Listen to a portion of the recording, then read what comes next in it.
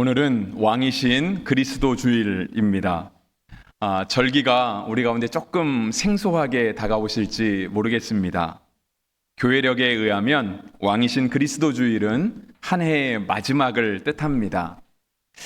그리고 다음부터 시작되는 12월 첫 주는 교회력으로 따지면 새로운 한 해의 시작으로서 주님의 오심을 기다리는 대림절 첫 주가 됩니다.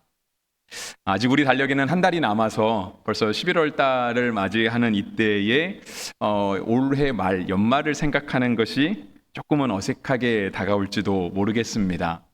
그런데 그럼에도 불구하고 교회가 절기로서 왕이신 그리스도 주일을 지키는 것은 주님께서 마지막 때에 우리 가운데 왕으로 오시고 심판주로 오실 거라고 하는 사실을 우리가 다시 기억하고 말세를 살아가는 우리의 신앙의 자세를 주님 앞에서 다시금 올바로 다잡기 위함입니다. 오늘 본문의 말씀 40절부터 보았는데요. 오늘 40절 말씀에 보시면 예수께서 돌아오심에 라고 하는 단어로 시작하고 있습니다. 예수님께서 어딘가를 가셨다가 다시 돌아오셨다라고 하는 의미입니다. 예수님이 어디 가셨냐면 갈릴리 바다 저편에 가셨다라고 오늘 본문보다 앞선 본문은 이야기하고 있습니다. 그러니까 예수님은 주로 갈릴리를 중심으로 활동을 많이 하셨습니다. 그런데 우리가 예수님을 이렇게 생각해 보면 우리가 이제 곧 대림절도 오고 성탄절도 오겠지만 예수님이 태어나신 곳은 갈릴리는 아니었습니다. 우리가 잘 아시는 것처럼 예수님이 태어나신 곳은 유대 땅 베들레헴이었습니다. 우리가 이제 성탄절이 되면 곧 다시 듣게 될 말씀이겠지만 예수님은 분명 예루살렘과 가까운 곳이었던 베들레헴에서 태어나셨습니다. 그런데 우리가 예수님을 향해서 한 번도 베들레헴의 예수님이다라고 불러본 적은 없는 것 같습니다. 도리어 반대로 나사렛 예수님이다라고 하는 말씀은 많이 익숙하게 들어왔습니다. 그 이유는 예수님은 태어나시자마자 헤롯 왕의 살해 위협이 있어서 애굽으로 도망가셨습니다. 그리고 애굽 땅에 거하시다가 그런 모든 살해 위협이 없으셨을 때 다시 유대 땅으로 올라오셨는데 그가 나신 베들레헴으로 가시지 않고요. 나사렛으로 가신 것으로 알려져 있습니다. 그래서 예수님은 나사렛에서 성장을 하신 거죠. 그래서 우리가 예수님을 지칭할 때 나사렛 예수라고 이렇게 부릅니다. 근데 그 나사렛이 어디였냐면 바로 갈릴리 호수 주변에 있습니다. 그러니까 이스라엘 땅에는 크게 두 개의 바다 또는 뭐 하나의 강 정도가 흐릅니다. 그러니까 위에 있는 것이 갈릴리 바다고요. 실은 바다라고 하기에는 이렇게 내륙에 있는 호수와 같습니다. 그래서 갈릴리 호수 또는 뭐 디베리아 호수라고도 부릅니다. 그리고 남쪽에 이제 사해 바다가 있죠. 이 두 개의 바다를 잇는 것이 이제 요단강입니다. 예수님께서 이제 주로 갈릴리에서 사역을 하셨기 때문에 예수님께서 갈릴리 저편에 가셨다라고 하는 것은요, 실제로 예수님이 주로 활동하시던 지역에서 잠깐 바다를 건너서 저쪽 땅에 가셨다라고 하는 것을 뜻하고요. 거기에서는 어떤 사건이 있었냐면 이른바 군대 귀신이라고 한 2,000마리 정도의 귀신이 들렸던 한 젊은 남자를 치료해 주시는 사건이 있었습니다. 그리고 이제 다시 돌아오시게 된 거죠. 그래서 40절에 예수께서 돌아오심에라고 하는 그 장면은 예수님이 갈릴리 바다 저편에 계셨다가 다시금 이 편으로 돌아오셨다라고 하는 것을 보여줍니다. 근데 예수님께서 잠깐 자리를 비우셨을 때 예수님을 만나기 위해서 예수님을 기다리던 사람들이 있었습니다. 그러니까 예수님께서 다시 돌아오시니까 40절 말씀에 보시면 무리가 환영하니라고 적혀 있어요. 그러니까 정말 수많은 무리가 예수님이 오시기를 기다리고 있었던 거고요. 마침 예수님이 오시니까 그게 너무 좋아서 오시는 예수님을 환영했다라고 하는 거예요. 그래서 40절 끝은 이렇게 끝나죠. 이는 다 기다렸음이러라 했어요. 그러니까 예수님을 기다리던 사람들이 그렇게 많이 있었다라고 하는 겁니다. 본문에는 이렇게 예수님을 기다리던 대표적인 사람 두 명이 나타나 있습니다. 먼저는 41절에 등장하는 야이로인데요. 그는 회당장이었습니다. 그가 예수님을 간절히 기다렸던 이유, 예수님이 오신 것을 그토록 환영했던 이유는 42절에 있는 것처럼 이는 자기에게 12살 된 외딸이 있어 죽어가미러라 했습니다. 그러니까 자기에게 정말 하나밖에 없는 무남 동료 외동딸이 죽을 병에 걸려서 시한부 인생을 살고 있었던 거예요. 그러니까 이 아빠된 마음으로서 딸을 살리기 위한 간절함이 있었던 거죠. 그러니까 예수님이 바다 건너서 저편에 가실 때에도 예수님이 오시기를 간절히 기다렸고요. 예수님이 다시 돌아오시니까 예수님을 환영했던 겁니다. 그리고 예수님께 적극적으로 나오는 거예요. 예수님께서 오시자마자 이 회당장 야이로는 41절에 기록된 것처럼 예수의 발 아래에 엎드려 자기 집에 오시기를 간구하니 했습니다. 그러니까 예수님 앞에 간곡하게 청한 겁니다. 기도한 거죠. 주님, 우리 집에 꼭 와주십시오. 제 딸이 죽어가고 있습니다. 언제 죽을지 모르겠습니다. 주님 빨리 오시면 좋겠습니다. 라고 하는 그런 간곡한 청을 드렸던 거예요. 예수님이 회당장 야이로의 말을 듣고 이 사람의 집을 향해 가시기 시작하셨습니다. 근데 예수님께서 이렇게 가고 계실 때 예수님을 기다리던 수많은 무리가 있다 그랬잖아요. 근데 이 수많은 무리도 그냥 예수님을 함께 따라갔던 것 같습니다. 그러니까 야이로만 간 것이 아니고 예수님의 제자들만 간 것이 아니라 예수님을 기다리고 예수님이 오셨던 것을 막 환영하면서 좋아했던 사람들이 그냥 이렇게 다 예수님을 따라서 야이로의 집을 향해 가고 있었습니다. 그래서 42절 끝에 보시면 예수께서 가실 때에 무리가 밀려들더라 했습니다. 이렇게 예수님께서 많은 무리들과 함께 회당장 야이로의 집으로 가고 계실 때 예수님을 기다리고 있었던 또 다른 사람이 한 명 나타납니다. 정말 예수님을 아주 간곡하게 기다렸던 사람, 주님이 오셨을 때 주님을 환영하며 맞이했던 한 사람이 등장하는데 그는 43절에 보는 것과 같이 12해를 혈루증으로 앓던 여자였습니다. 43절을 시작하는 단어, 자막에 보시면 앞에 시작하는 단어가 이예라고 되어 있습니다. 그러니까 예수님께서 바다 건너편에 가셨다가 다시 돌아오심에 무리가 환영하니 이에 혈루증을 앓던 여인이 예수님께 나오는 거예요. 그런데 이 똑같은 단어가 회당장 야이로를 소개할 때도 적혀 있습니다. 41절에도 보시면은요, 이에 회당장 야이로가 하는 거예요. 그러니까 야이로와 이 혈루증을 앓던 여인은요, 정말 똑같은 단어로 이들을 소개하고 있으면서 이들이 얼마나 예수님을 기다리고 있었는가, 정말 예수님 앞에 얼마나 간절한 마음을 가지고 있었는가를 성경이 보여주고 있는 것이죠. 그런데 이 여자는요, 43절에도 중간부터 보시면 아무에게도 고침을 받지 못하던 여자라고 되어 있습니다. 제가 설교하면서 자주 언급하는 게 있죠, 그죠? 각주. 네. 아무에게도 고침을 받지 못했다라고 하는 그 아무에게도 위에 보시면 각주가 달려 있습니다. 네, 각주를 달아서 보시면은요, 어떤 사본에는 의사들에게 그 가산을 다 허비하였으되 아무에게도 고침을 받지 못한 여자라고 적혀 있다라고 하는 거예요. 그래서 실제로 이 혈루증 여인을 치료하고 있는 평행본문 마가복음을 보면 이런 똑같은 말이 있습니다. 그가 그의 병을 치료하기 위해서 의사들에게 백방으로 소문을 했지만 그의 병을 고치지 못했다라고 하는 기록이 나와 있습니다. 생각해 보시면 돼요. 이 여자가 어느 해 병이 걸린 거죠. 그러니까 혈루증이라고 하는 병이 걸린 거예요. 근데 이 병을 걸린 여인이요, 그냥 가만히 예수님 오시면 되겠지, 그냥 두 손 놓고 예수님만을 기다렸던 사람은 아니었어요. 그는 12해 동안 자신의 병이 낫기 위해서요, 의사를 찾아다녔습니다. 조금 용하다는 의사는 다 찾아다녔겠죠. 좋은 약은 먹지 않았겠습니까? 그러니까 의사에게 진료를 받고 또 의사가 먹으라고 하는 약은 사 먹고, 이거를 12회를 지내다 보니까요, 그의 집에 있었던 모든 재산들이 이 병 치료하는 데에 다 소용되게 된 거예요. 그러니까 성경의 기록에 의하면 그런 거죠. 가산을 다 허비하게 되었다 된 거예요. 여러분, 만약에 여러분들 삶 가운데 아니면 여러분과 가장 가까운 가족이나 지인 중에 이런 병이 걸렸다라고 생각해 보세요. 실제로 2024년을 살아가는 오늘날에도 찾아볼 수 있는 병입니다. 다만 병은 혈루증이 아닐 수 있어요. 하지만 이때에도 못 고치던 병이 있었던 것처럼 지금도 고치지 못하는 병은 있잖아요. 이 병을 고치기 위해서 우리가 정말 평생을 모아온 재산들, 정말 열심히 차곡차곡 모아왔던 그 모든 것들을 병이 낫기를 원하는 단 한 가지 목적을 가지고 다 쓰는 경우가 있잖아요. 근데 그렇게 해서 병이 나으면 참 좋겠지만 병이 안 낫는 경우도 있거든요. 그러니까 이 여인의 마음이 참 많이 힘들었을 거예요. 아마 낭망이 찾아오지 않았을까 싶어요. 아, 진짜 안 고쳐지나 보다. 나는 이렇게 죽는 사람인가 보다.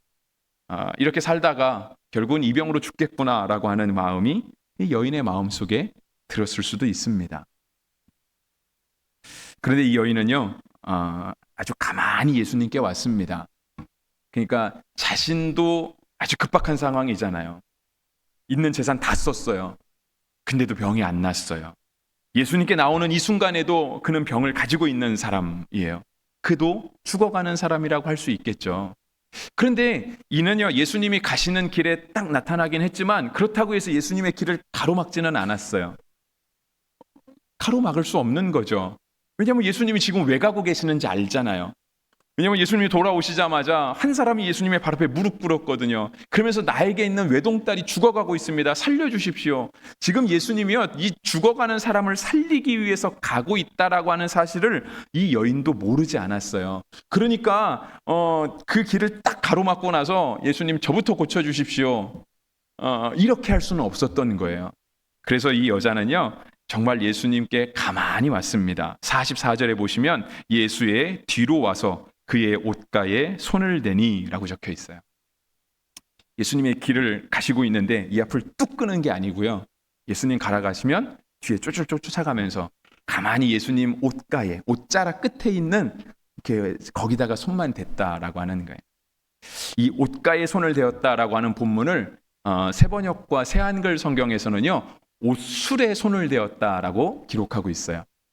우리가 요즘은 이 옷술을 잘 보기가 어려운데요. 저도 사실 일부 때 봤는데 우리 아침에 위에 있는 방석이 바뀌었거든요. 근데 우리 이 방석은 지금 없는데 우리 옛날에 이렇게 손님들 오거나 하는 이렇게 방석 내놓을 때 보면 방석 내구탱이 끝에 이렇게 솔방울 같은 이렇게 술들이 달려 있잖아요. 실 같은 묶음들이. 이제 그걸 술이라고 하잖아요. 근데 이제 우리가 옷자락만 이렇게 손을 대도 솔직히 몰래 와서 손을 대면 잘 모를 수 있잖아요. 근데 이런 옷자락도 아니고 옷 끝에 실로 달려있는 술에다가 손을 대면 실제로 이 옷을 입은 사람도 아마 잘 모를 수 있을 거예요. 감각이 그만큼 둔해지니까. 그러니까 이 여인은요, 정말 예수님이 간절히 필요하기는 했어요. 하지만 예수님을 가로막고 싶거나 다른 사람에게 피해를 주고 싶은 마음은 전혀 없었던 거예요. 그러니까 예수님 뒤로 조용히 가서 느껴지지도 않을 그 솔 끝에다가 손을 살짝 댄 거죠. 그런데 이 여인의 병이 나았습니다. 44절에 보면 적혀 있잖아요. 혈루증이 즉시 그쳤더라 되어 있어요. 이 여인은 참 대단한 믿음을 가지고 있었던 것 같아요. 내가 병에 걸려 있는데, 그리고 이 병을 낫기 위해서 백방으로 소문하고 있는 것도 다 쓰고, 그럼에도 불구하고 여전히 병은 호전되지 않았는데 예수님 만나면 병 고쳐지겠구나. 이 믿음을 가지고 있었던 거예요. 여러분, 이 정도 믿음이라고 한다면 솔직히 누가 좀 알아줘야 되지 않아요? 너 믿음이 참 대단해. 그러니까 이거를 우리의 삶에 적용해 보면 돼요. 여러분, 12년 동안 여러분이 뭔가를 열심히 하려고 노력했다 생각해 보세요. 그 12년이라는 시간을 제가 생각해 보니까 그렇더라고요. 우리 아이들 얼마 전에 수학 능력 시험 봤잖아요. 대학 시험. 옛날만큼 대학 시험이 뭐 이렇게 간절한 시대는 되지 않았지만 우리 아이들이 초등학교 6년, 중학교 3년, 고등학교 3년은 딱 12년이잖아요. 어렸을 때부터 꿈을 가지고 꿈을 위해서 열심히 공부했어요. 12년 후에 시험을 딱 봤어요. 원하는 결과가 나오면 얼마나 좋겠어요. 근데 원하는 결과를 얻는 사람이 있지만 그렇지 못한 사람도 있잖아요. 얻지 못했을 때의 그 다가오는 감정들, 그 좌절감들, 내가 다시 해야 되나 말아야 되나. 인생 전체로 보면 그 시간이 그렇게 중요하다고 말할 수는 없겠지만 그 시대를 살아가고 있는 당사자에게는 이게 너무 소중한 문제인 거잖아요. 근데 아무것도 안 된 거예요. 아무것도. 근데 어느 날 그러한 사람 마음 가운데 한 가닥 믿음이 찾아오는 거예요. 예수님 만나면 되겠지. 예수님한테 가볼까? 대단한 믿음 아닙니까? 내가 12년을 노력해도 안 된 것들이, 온 재산을 다 허비해도 안 된 것들이 생각이 어느 날 바뀌어서 예수님 만나면 될 거야 라고 하는 믿음으로 바뀌고, 그 믿음이 예수님께 나아오게 하고, 그것도 예수님이 말씀하시는 것도 아니에요. 옷을 직접 가서 만지거나 손을 잡는 것도 아니고 그 느낌이 있는지 없는지도 모르는 옷가에 술만 대도 나을 거라고 하는 이런 굉장한 믿음을 여인이 가지고 예수님께 오는 거예요. 근데 그 믿음을 예수님이 반응하시는 거예요. 즉시 그쳤더라. 병 나음에 놀라운 은혜가 임한 것이죠. 이 여인은 굉장한 은혜를 받은 거예요. 굉장한 은혜. 여러분, 예수님이 병을 고쳐주실 때 그렇게 말씀하실 수 있잖아요. 내 병에서 놓여 강건할지어다. 예수님이 말씀하시면 병이 낫잖아요. 그죠? 여러분, 예수님의 말씀에 능력이 있잖아요. 예수님은 말씀 한마디로 세상을 창조하신 분이잖아요. 빛이 있으라 하시니 빛이 있었더라. 그거잖아요. 그러니까 예수님이 말씀하시면 내 병에서 놓여 강건할지어다 하면 병이 나아야 되는 거예요. 근데 어쩌면 그 말씀 자체도 놀랍지만 예수님 말씀에 진짜 능력이 있구나. 이게 대단한 거죠. 대단한 거. 근데 오늘 본문에서 여인에게는 예수님이 그런 병 나음의 선포를 하신 것도 아니었어요. 그냥 여인이 살짝 옷가에 손을 대었을 뿐인데 예수님의 치료에 놀라운 능력이 그 여인에게 임했던 거죠. 그러니까 여인은 정말 엄청난 은혜를 받은 겁니다.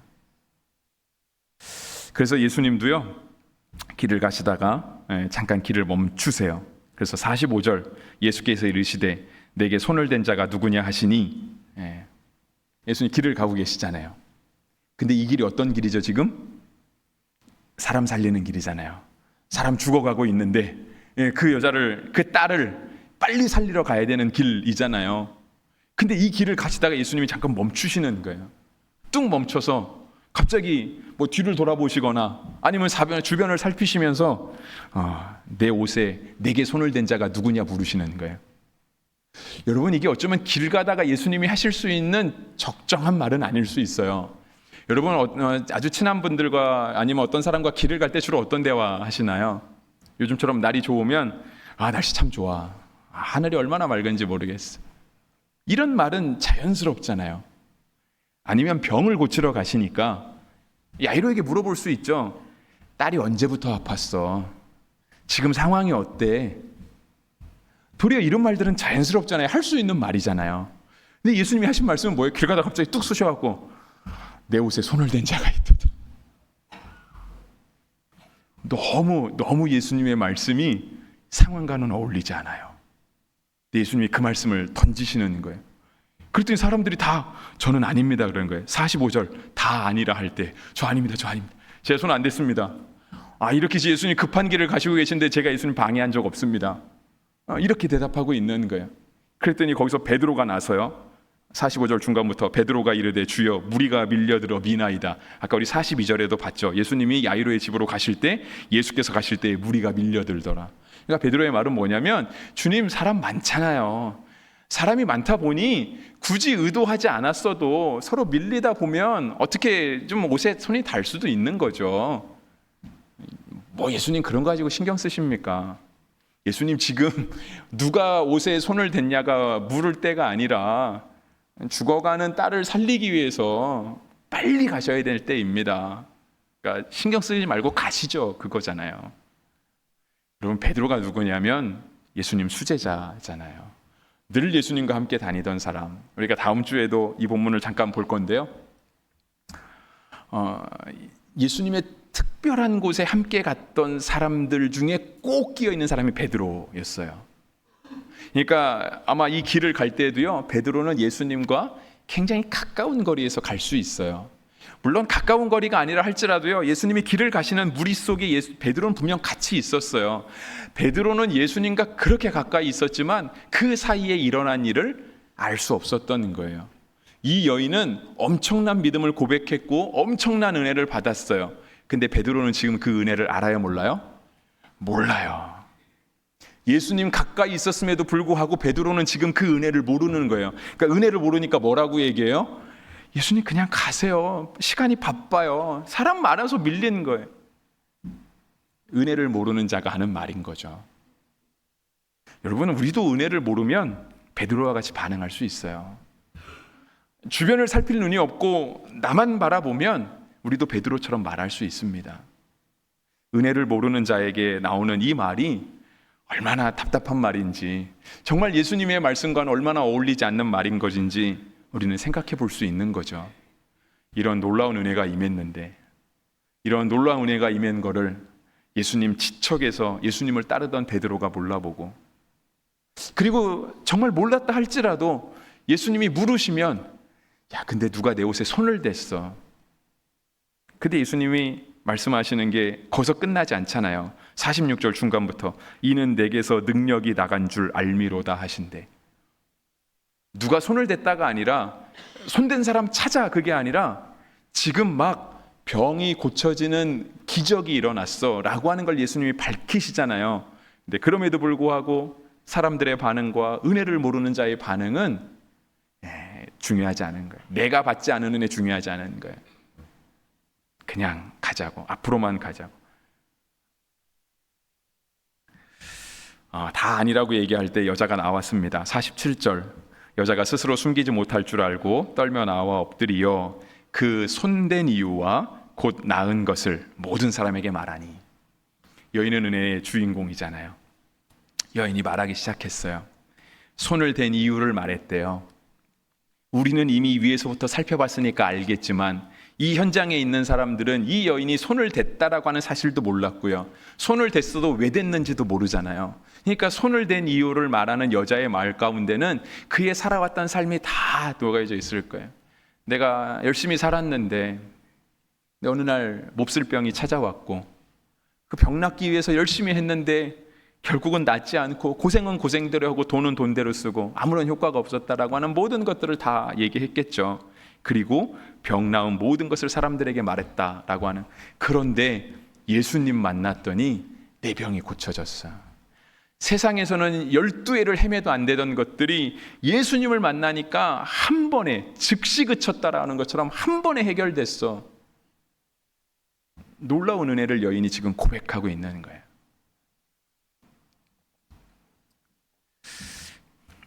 그래서 예수님이 여인을 향해 구원을 선포하세요. 그리고 평안을 빌어주십니다. 48절, 예수께서 이르시되 따라 내 믿음이 너를 구원하였으니 평안히 가라 하시더라. 여러분, 이 여인이 앓았던 병은 혈루증이라고 하는 병이었습니다.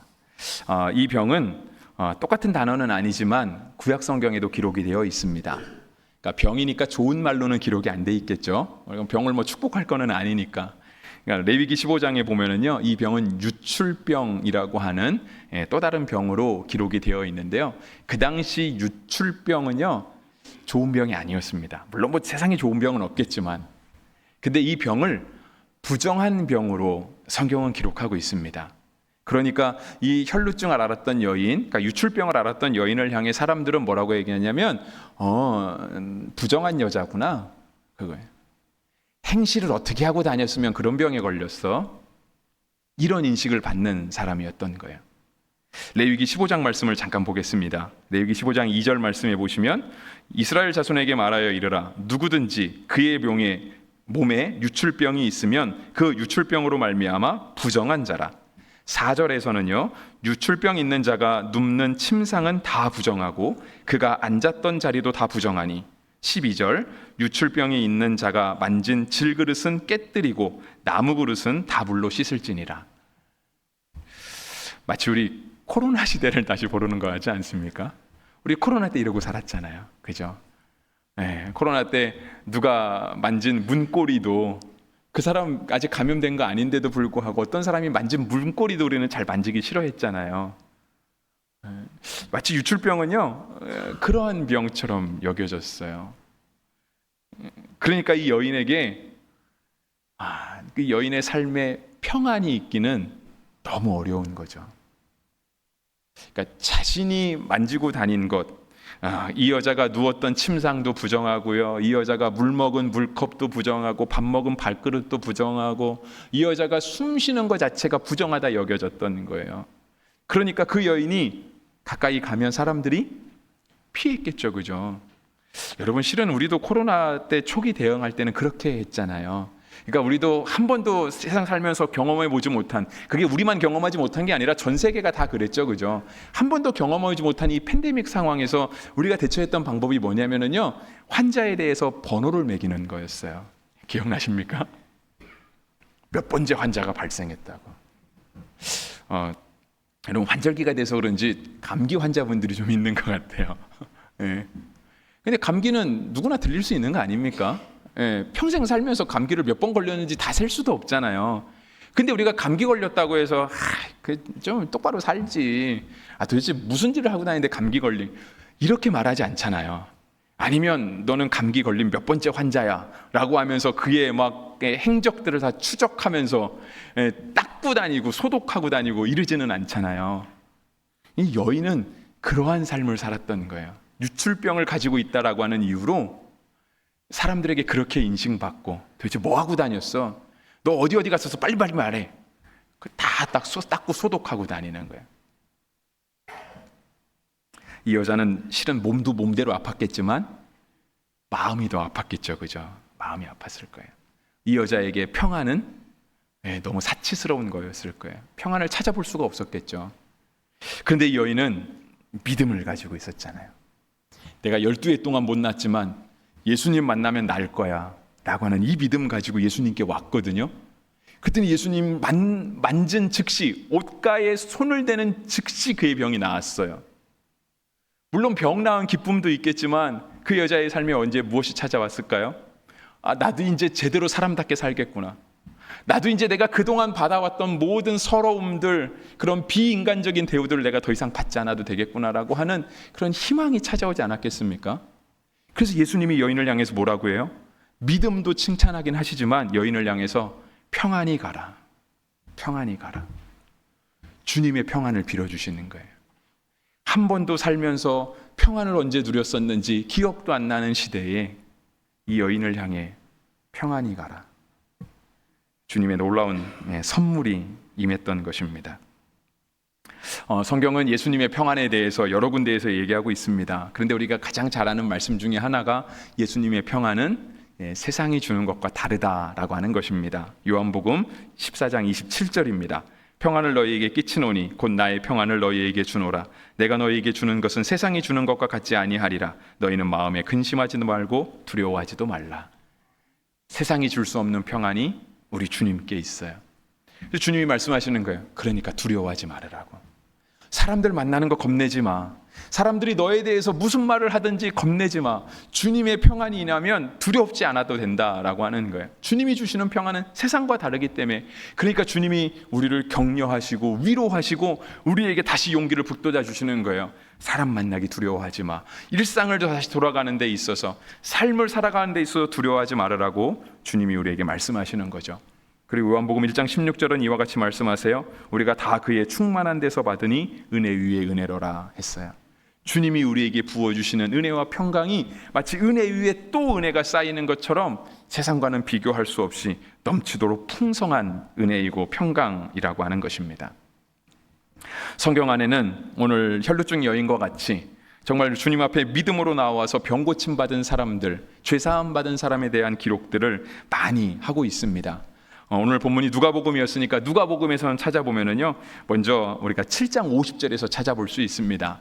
7장 50절 말씀. 오늘 우리 본문이 8장 40절이니까 우리가 얼마 전에 보았던 말씀입니다. 보니까 11월 초에 보았던 말씀이더라고요. 7장 50절 이와 같이 말씀하십니다. 예수께서 여자에게 이르시되 내 믿음이 너를 구원하였으니 평안히 가라 하시니라 했습니다. 여기서 여인은 누구였냐면요, 죄 많은 여인으로 인식되던 여인이었습니다. 예수님께서 어느 날 이 여인이 사는 마을에 들어가셨습니다. 그랬더니 한 바리새인이 나왔어요. 그랬더니 바리새인이 예수님을 자기 집에 초대하는 거예요. 그래서 예수님이 바리새인에 초대받고 그 집에 갔습니다. 그 집에 가서 이제 식사 초대받았으니까 식사를 하고 계셨죠. 그랬더니 한 여인이 온 거예요. 한 여인이 와서 예수님의 이게 조용히 뒤로 와서 그의 발에 향유를 부었던 거예요. 그런데 사실상은 이 향유를 붓는다는 거는 몰래 할 수가 없는 행동이잖아요. 이 혈루증 여인은 옷가에 손을 대는 거는 어떻게 기술적으로 잘하면 안 들킬 수도 있잖아요. 심지어 옆에 있는 베드로도 몰랐으니까. 근데 이 향유를 붓는다는 거는 솔직히 모르고 할 수 있는 행동이 아니잖아요.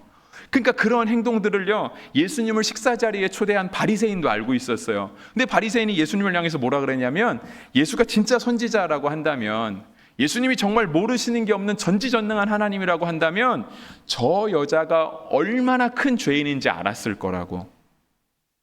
그래서 만약에 예수님이 저 여인이 얼마나 부정한 여인이고 죄 많은 여인인 줄 알았다라고 한다면 예수님은 저런 여인과 가까이 하지 않으셨을 거라고, 그러셔야만 된다고 생각했던 사람이 바로 바리새인이었거든요. 근데 그 여인이 예수님께 와요. 바리새인은 예수님께 많이 혼난 사람들 중에 하나잖아요. 근데 그렇게 혼나던 사람들도 예수님을 초대했을 때 예수님이 그 집에 가시는 것처럼, 그렇게 사랑 많으신, 은혜 많으신 예수님이라고 한다면 이 여인은 생각할 때 나도 예수님께 갈 수 있겠다라고 하는 용기가 났겠죠. 그래서 향유 들고 온 거예요.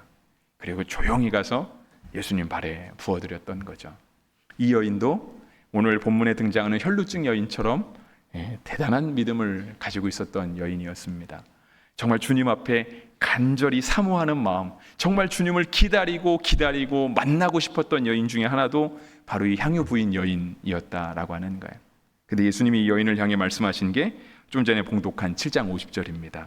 예수께서 여자에게 이르시되 내 믿음이 너를 구원하였으니 평안히 가라 하시니라. 오늘 본문 48절과 딱 한 단어가 다른 것 같아요. 48절은 예수께서 이르시되 따라 내 믿음이 너를 구원하였으니, 따라라고 하는 이 두 글자만 다른 것 같아요. 한 명의 사람을 더 언급하겠습니다. 똑같이 누가복음에 있는 걸로 찾아보았는데요. 예수님께서 어느 날 예루살렘을 향해 가셨습니다. 그러니까 이제 갈릴리 지역에서, 나사렛 지역에서 남쪽에 위치한 예루살렘을 향해 가고 있었는데요. 가시다가 10명의 나병 환자를 만났습니다. 나병 환자도 역시 레위기에 의하면 부정한 사람들이었습니다. 가까이 하면 안 돼. 너도 부정타. 그래서 그들은 격리 수용되었던 사람들이었습니다. 근데 예수님께서 이러한 나병 환자 10명을 만나시고 그들의 병을 고쳐주셨어요. 놀라운 은혜가 임한 거죠. 너 다시 일상으로 돌아가서 살아도 돼. 더 이상 격리되지 않아도 돼. 이제 사람들과 함께 살 수 있을 거야. 너의 삶이, 너의 인생이 회복될 거야 라고 하시는 이러한 치료의 놀라운 은혜가 임했거든요. 그런데 그 중에 9사람은요 이제 일상을 살 수 있게 됐잖아요. 그러니까 그냥 다 갔습니다. 다 제 갈 길로 갔어요. 근데 그 중에 한 사람만 예수님께 다시 돌아왔습니다. 이 사람이 예수님께 돌아온 이유는 다른 거 없었습니다. 감사하기 위해서 돌아왔습니다. 그래서 제가 찾아보니까 이 본문을 맥주감사절에 설교를 했더라고요. 감사하기 위해서 돌아온 사람. 이 사람은 병낫기도 간절히 기도하기는 했지만, 병낫기도 간절히 간구하기는 했지만, 그래서 나머지 9사람은 어쩌면 용한 의사를 만난 걸 수 있어요. 왜냐하면 못 고치던 병을 고쳐주는 사람을 만났잖아요. 그래서 나머지 9사람은 정말 용한 의사를 만나서 병이 치료받았을 수 있지만, 예수님께 돌아온 이 한 사람은 단지 의사를 만난 것이 아니라 그의 삶의 구원자를 만나는 거예요. 그의 삶을 회복시켜 주실 수 있는 분, 단지 우리를 병에서 고치시는 분이 아니라 우리의 영혼 자체를 건지실 수 있는 분을 이 한 사람은 만났던 것입니다. 그래서 예수님은 그 사람을 향해게도 이와 같은 말씀을 하셨습니다. 누가복음 17장 19절인데요. 그에게 이르시되 일어나 가라, 내 믿음이 너를 구원하였느니라 하시니라 했습니다. 설교를 마무리하겠습니다. 올해는 아직 한 달 남았습니다. 근데 교회력으로는 오늘이 마지막이라고 말씀을 드렸습니다. 우리가 이렇게 마지막 달력을 넘길 때 드는 감정이 있습니다. 이렇게 한 해가 다사다난했던 한 해가 생각나기도 하고, 또 내년도 미리 준비된 달력을 보면서 내년도에 무슨 일이 있을 건지, 또 내년도의 소망들을 가져보기도 합니다. 그러니까 한 해를 보내는 그 마음가짐이 있잖아요, 그죠? 우리가 한 해를 마무리할 때가 아니라 우리의 인생을 마무리할 때는 어떠한 감정이 들까요? 물론 어떤 감정이 들지는 잘 모르겠습니다. 아마 여기 계신 그 어떤 분도 모르실 것 같아요. 왜냐하면 우리는 아직 인생의 마지막 순간을 한 번도 살아본 적이 없으니까. 그런데 우리가 한 해를 마무리하는 왕이신 그리스도주의를 보내면서 정말 우리의 삶이 마무리될 때, 오늘 설교의 제목이 그거잖아요. 예수님을 기다린 여인. 정말 우리도 예수님을 기다릴 수 있는 마음, 근데 어떻게 기다리는가? 이 여인이 예수님을 만나기를 간절히 원했던 것처럼 내가 지금까지 어떤 인생을 살았는지 그거를 다 떠나서 우리의 마지막에 하루를 넘길 때, 그때 이 여인이 고백했던 건 그거잖아요. 예수님만 만나면, 그 옷가에 손만 대면 난 나을 거야, 나는 회복될 거야 라는 믿음을 가지고 주님께 나왔던 것처럼, 우리의 삶이 마지막을 장식할 때 우리도 그때 예수님을 더욱더 붙잡아 의지하게 되는 그런 놀라운 자세, 그 놀라운 믿음이 필요하지 않겠습니까? 그래서 우리가 이 땅에서 끝난다 할지라도 예수님만 붙들고 있으면 그 예수님이 우리를 천국으로, 하나님의 영원한 나라로 인도해 주실 거야 라고 하는 그 믿음을 당연히 더욱 붙잡게 되지 않겠는가 하는 것입니다. 근데 그것이 꼭 그때 마지막 순간에만 있어야 될 건 아니잖아요. 우리의 호흡이 끊기는 그 순간에 가서 그동안 못 잡았던 예수님, 저 예수님 굳게 붙잡겠습니다, 이렇게 할 거는 아닌 거죠. 우리가 아직 건강할 때, 우리가 아직 우리의 삶을 돌아볼 수 있을 때, 우리가 아직 주님이 왕이시는 그리스도이심을 우리가 인정할 수 있고 그분을 마음에 모시고 삶에 회복될 수 있을 때, 우리가 아직 회복된 삶이 남아있을 때, 그때 우리가 주님을 이 여인과 같이 간절히 기다리고 주님 한 분만을 붙들고 살아갈 수 있는 믿음을 가질 수 있다라고 한다면 주님이 우리 삶에 부어주시는 그 놀라운 평안의 은혜를, 회복의 은혜를 우리가 맛볼 수 있지 않겠습니까? 그래서 우리가 이 왕이신 그리스도 주일을 보내고 정말 연말을 맞이하는 이때에 우리의 구원자 되신 예수님, 우리가 그분을 더욱더 간절히 사모하고 그분을 의지할 수 있는 믿음이 있게 되기를 바랍니다. 주님이 여인의 믿음을 칭찬하시고 그 여인에게 평안을 선포하셨던 것처럼 우리가 주님을 그렇게 간절히 사모하고 주님만 의지하며 살아가려고 할 때 주님이 우리의 믿음을 칭찬하시고 우리를 통해서 하나님의 일을 이루시는 놀라운 역사를 써가실 것입니다. 기도하겠습니다.